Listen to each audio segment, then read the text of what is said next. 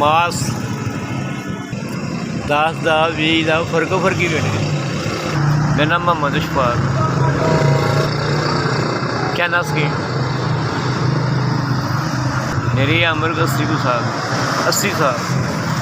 बेटे मेहनत मजदूरी करना कोई गुनाह नहीं, मंगना गुनाह है। बस मैं मेहनत करने का शौक है। सुख नसीबा नाल दौर च लाता वजह जिस घर च औरत की घूमो तो या मापे जलील हो जाते हैं। नहीं बीवी मेरे बेटे ना हूँ तो इंसान को कमाना ही पैंदा। नहीं जिन्नी देर साह है ना अल्लाह को मंगना, बंदे को नहीं मंगना।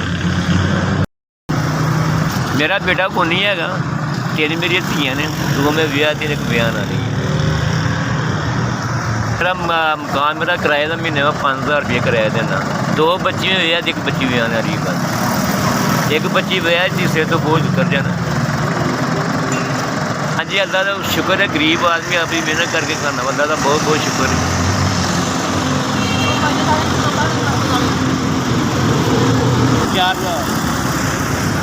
4,000 है, 4,000 भेजे मेरे अल्लाह ने भेजे है। अल्लाह का हुक्म ना सब कुछ है, अल्लाह की इजाजत बगैर नहीं होता।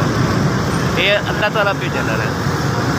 जिन्हें मैं 4,000 भेजे ना, असं धइये से बह के अक्सर दुआ मंगने। बस अल्लाह ताला जिन्हें भी पैसे भेजे, अल्लाह ताला जिंदगी तंदुरुस्ती और सेहत ता फरमाए। साड़ी दुआ बुरी नजर तो अल्लाह ताला बचा के रखे, साड़ी तो दुआ है। मेहरबानी और तुहाडा बहुत बहुत शुक्रिया। SBS तो तुहाडी बड़ी मेहरबानी, तुहाडा बहुत बहुत शुक्रिया। अल्लाह ताला तुहानूं तंदुरुस्ती और सेहत ता फरमाए। साड़ी तो दिली दुआ है।